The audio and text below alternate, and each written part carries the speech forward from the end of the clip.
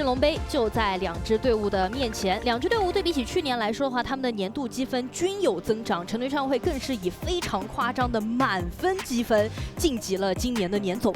对于他们来说的话呢，绝对是希望能够去到鸟巢去争夺这一个圣龙杯的。而上海 EDGM 的话呢，去年的年度积分是20分，今年来到了60分，也是在自己的节奏当中进步。所以来看一下两支队伍来到了年总，又一次在第一天的开赛日相交手之后，两边的一个 BP 选择了。没错，看一下 AG 蓝色方，它的班位给到了裴擒虎，这个跟上个版本没有太大区别啊。主要是看鲁班大师这手会不会放出来啊。是的 ，AG 两个班位给的都是打鲁班大师那一套可能会用到的英雄。那这样就看艾斯教练了，鲁班大师搬掉了，包括还搬了一个大帅的张良，这是刚才我们提到的，他在本年度也就是2025年 KPL 春夏季赛100%胜率的张良，15战全胜。对于大帅来讲，那看一下 AG， 其实我们今天还蛮期待，比如说新英雄叱咤加上这个改版之后的盾山啊，对于 AG 就是大师组是有容错率的嘛，他会不会去使用？而 AG 选择出来的第一手英雄，在年总亮相的第一手英雄就是一诺的云诺千善本命英雄。公孙离上来第一个英雄就掏了本命。我觉得这个本命英雄不单单对于一诺自己来说有着非常深刻的意义，对于 AG 来说也是的，因为就是在23年的世冠那场胜利之后，拿到了公孙离的 FMVP 英雄，同时开启了 AG 目前的一个王朝。是，看一下 EDGM 的选择，沈梦溪和苍。他并没有去拆少四元跟公孙离的组合搭配，而是直接对位拿了一手 counter 位苍，然后再抢了一手花卷的沈梦溪，也是作为本次年度总决赛他自己选择的本命英雄。这个英雄是花卷目前职业生涯使用次数最多的英雄啊，他自己一共在赛场上面用了143次，相当之多。没错，其实花卷跟沈梦溪的羁绊也挺深的，也为我们贡献过各种赛场的这种名场面。当时刚改版的时候，大家就对他的那个沈梦溪的熟练度很惊叹嘛。是的 ，AG 这边是选择了少思源加上凯。对你没有拆，我就直接拿公孙离少思源。这个凯的话就提一个前排坦度了，就看 EDGM 这边的后续处理，对位上打野要不要先出了？没有出打野，先给小泽拿了狂铁。这样 EDGM 率先保证的是自己前期中线权以及双边强度。他拿的其实挺有说法，他想保证是3路线权，就在正常对线的情况下，他想打出3路对线优。再看一下 AG 这边2轮班位纳楚鲁鲁。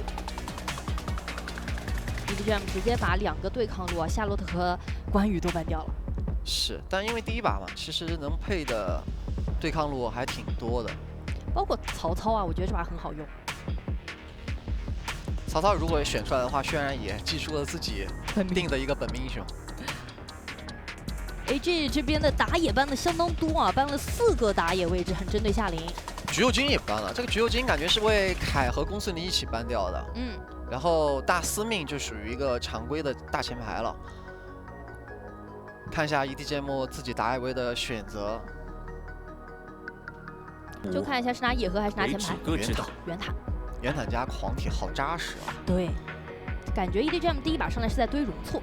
那就看一下 AG 要不要顶着沈梦溪去拿一个类似于甄姬这样的英雄，去 counter 一下对面的这种双前排。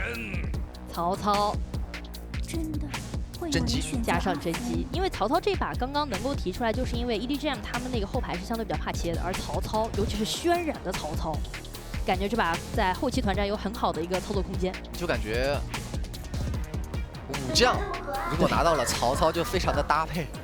目前啊，在曹操这个单英雄当中，有2位选手的 MVP 次数是并列多的，一个是渲染，一个是青羽。是 EDGM 最后一楼。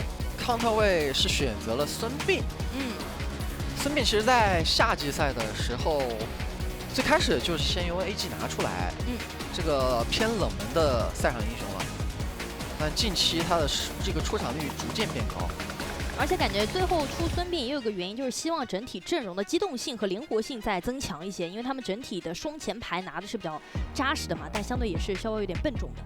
笑影的话，我看了一下，在今年的春夏季赛加起来，他孙膑也一共只玩过2次。是的，赢了1次。但是更让大家好奇的就是在于第1局的对拼当中 ，AG 是拿出了自己的2手本命，血染的曹操和一诺的云诺千山，而上海 EDGM 的话呢是选择出了花卷的本命英雄沈梦溪。是，但整个红色方。 他做的对位 counter 还是挺到位的，包括他3楼没有出打野，先选了一手狂铁这样的一个线霸，也是保证线权。因为 EDGM 今天一上来，他对阵到成都一昌会这样的一个超级强队，他的一个策略就是先保证线优，对吧？我对线优势才有机会去打出自己的一些主动性。但因为5楼他这个 counter 会考虑到了中后期的一些团战拉扯，保证自己的双前排在团战当中不会被甄姬 恶心到，就是消耗的特别烦。对，那他去选择了一个拉扯的英雄，那就降低了他在下路的一个对线强度。所以说 ，EDGM 这边就更加依赖于他的3位选手在各自分路上面利用自己的英雄细节能够打出来的对位强度了。但在2对抗上面的话 ，AG 的下半图会更强。对。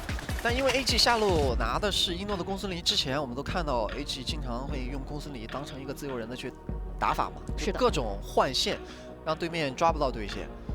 包括他这把甚至可以换中，也可以换上，就看他自己的选择。反正对于 EDGM 来讲，他下路发育路的射手仓基本上就是一个人单挂下路自己玩。孙膑的话着重去帮中路开视野，带着沈梦溪先把狂铁这条线给打出优势，先压住一条线。 那就可以频繁的去帮助小泽这一条线，利用小泽这个点去打开优势。上官教练握手，包括这个笑影这边和艾斯的话呢，曾经都是在 AG 打过的，对吧？然后现在都在 EDGM， 然后笑影这边的话呢是在今年的年总重新回到首发，而艾斯的话呢则是成为了教练。其实艾斯在转为教练之后的话，上海 EDGM 的成绩我觉得是以非常明显的方式在进步的。 是这样的，23年的时候，艾斯加入了上海 EDGM，当时其实还是选手。在24年的时候，春季赛他完成了转型，担任了主教练。他带队的成绩从春季赛当时的 B 组升到了 A 组，然后包括夏季赛又打到了10强，以及25年春季赛，我们当时看到了，就今年春季赛嘛，看到了 EDGM 自 SAB 分组以来第一次冲进了 S 组。对的，包括也拿到了一个6强的好成绩。 这也是我们说到2支队伍对比起去年来说，年度积分都有所上涨，来到了今年的年度总决赛第1场比赛，看一下两边队伍的表现了。蓝色方成都 AG 超会，红色方上海 EDGM。我是解说一血，我是解说潇洒。重心断绝。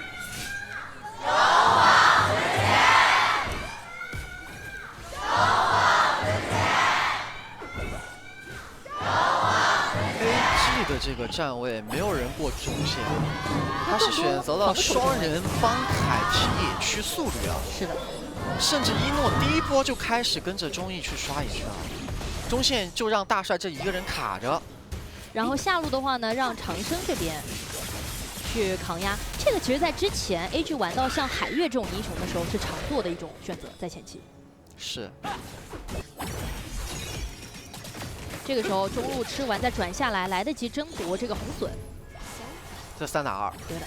因为沈梦溪选择了帮上。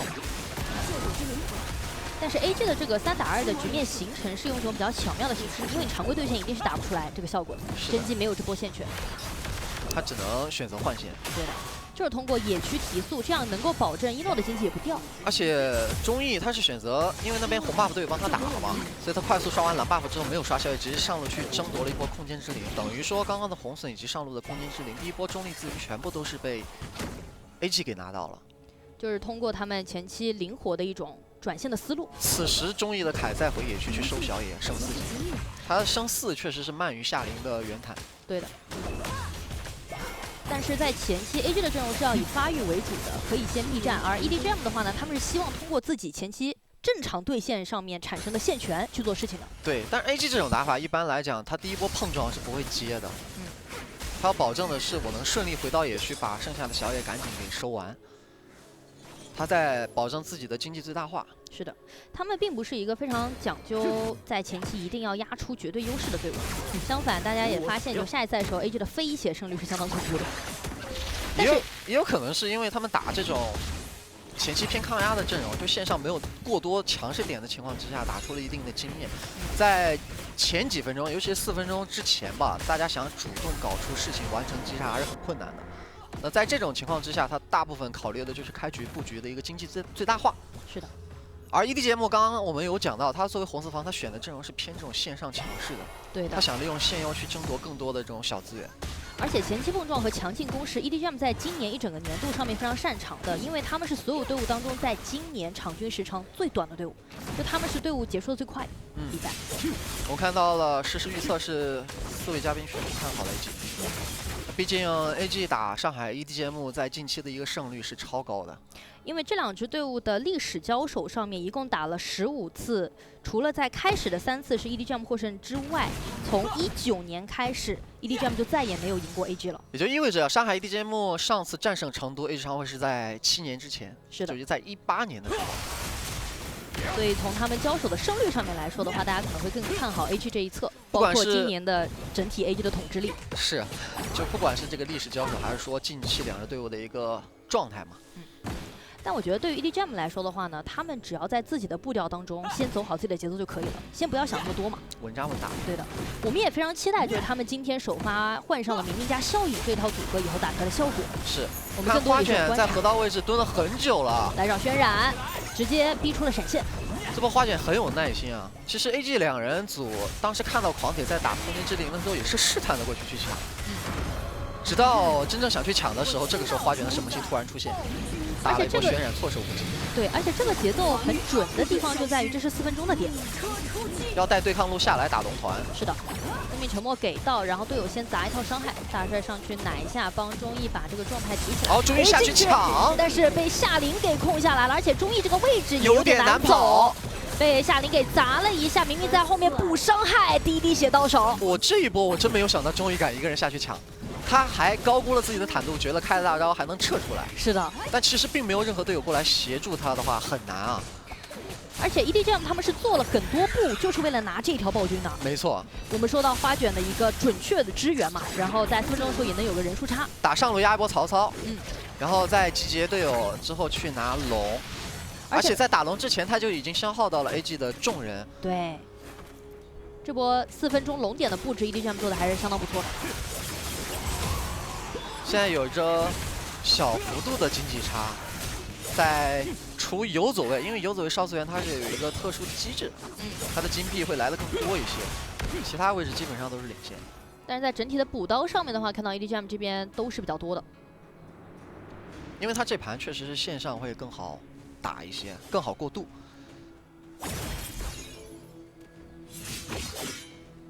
但是 AG 这边的阵容整体上想发力的话，还是要看一诺的命中率。是的，等他的核心装备吧，等他2件套，闪电匕首加上末世做出来。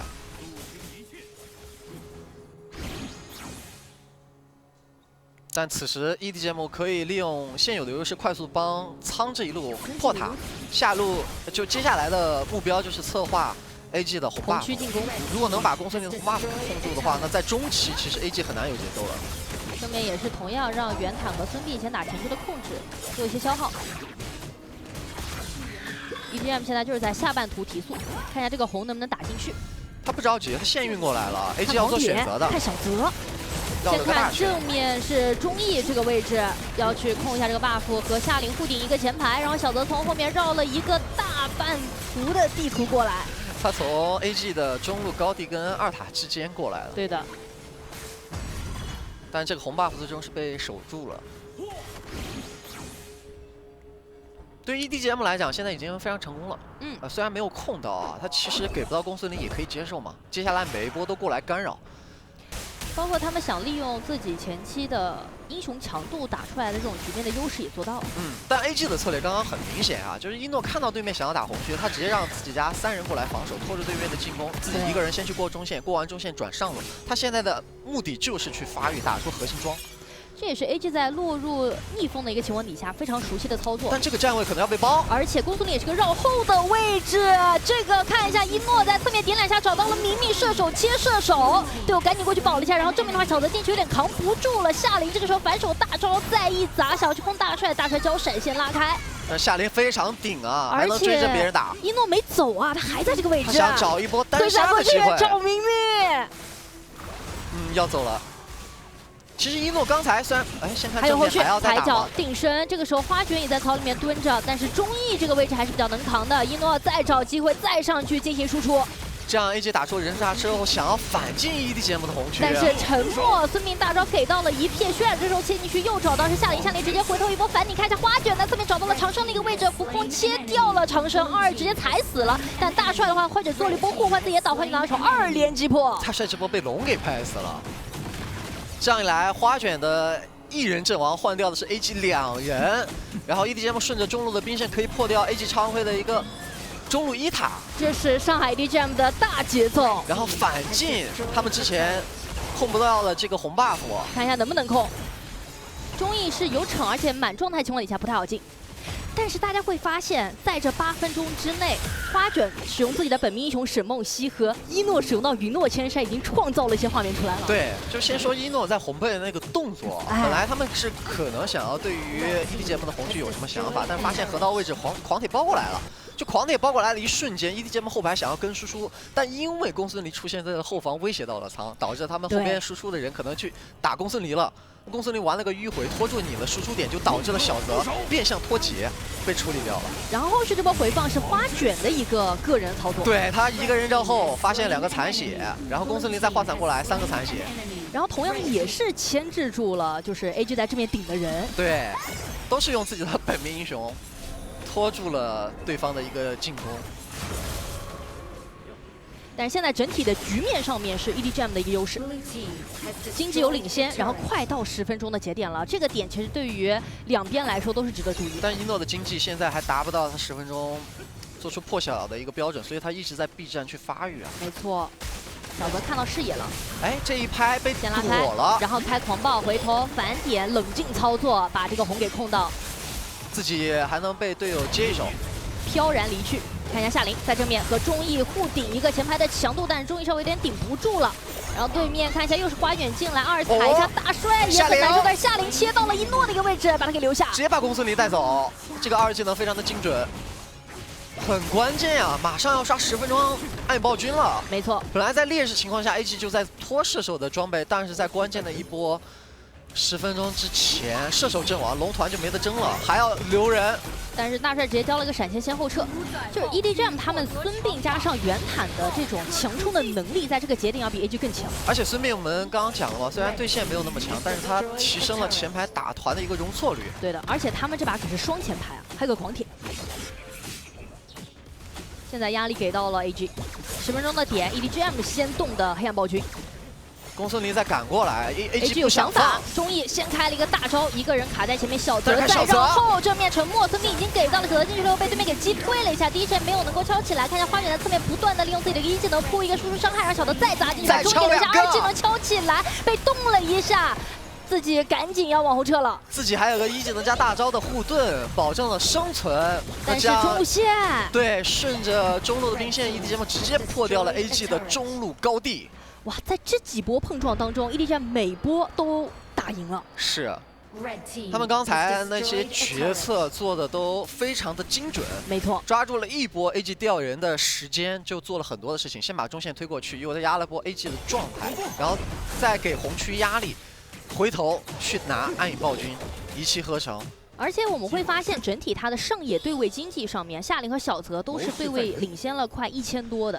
这个经济加上孙膑在中期第一波的硬碰硬上面 ，EDGM 就能碰过。没错，就主要这波 AG 接团是被迫接的，因为他的人第一时间公孙离才复活往这儿赶，他的落位都还没有落好，中艺强行开大上去赶人，但小泽这个位置没有人盯防，进来敲了2个，然后一个人扛了很多的输出。是的。等于仓跟沈梦溪在后排无压力追着你输出，艾斯非常的兴奋，振臂高呼，非常的提气势啊这一波，因为10分钟这个时间节点是所有的队伍对阵到成都商会都非常小心的一个时间节点。是的，但是他们在10分钟之前那波处理的非常好。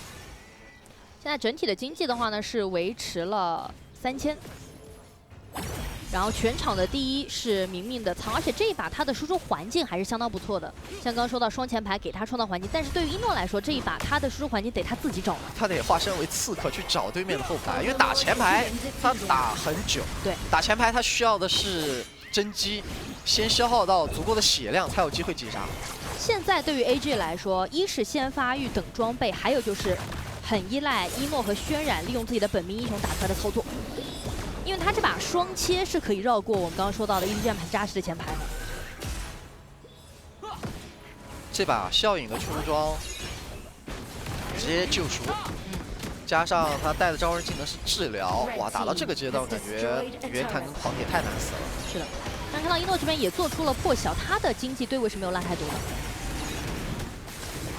一直在喂经济给他，哎，看一下曹操的位置，轩冉他知道仓在这儿，仓这里也知道他，看出来了，但能打过吗？闪现过去，闪现再拉开，那这样轩冉自己哎，有危险，回头3断1，接不到了，明明在拉扯轩冉，没错，在等队友过来，完成了单杀。因为轩冉知道自己退也退不了了，他这个位置是脱节的，他想出来搏一线生机，但是明明是用2技能探那个草，他很小心，虽然明明是一个今年才刚刚登场。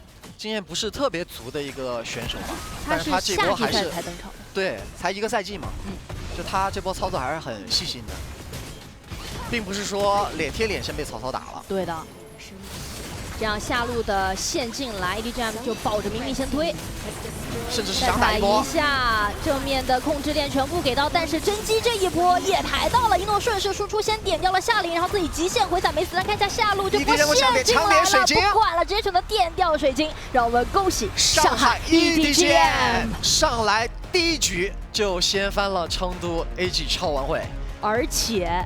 是在今年完成了5连冠的满编 AG 啊，他们还没有采取自己的大师轮换，而且成都一商会是在大师组的积分排名第1名，并且他们是满分啊。而上海 EDGM 在大家看到首发的名单一直在猜想为什么他们的社普位置又会做出调整的情况底下，第一局的胜利就是一个答案。我们来听一下评论席的看法。 恭喜上海 EDGM 在今天的这一场比赛，也是他们年总的擂台赛首秀过程当中，先是拿到了1分，而且是赢的是满编 AG 冠军5人组。其实阵容出来的时候，几位好像是各执己见的。首先这有孙膑嘛，他在搭配到自己家袁坦和狂铁的时候，本身就是一个偏后期，但他们拖到了，而且中。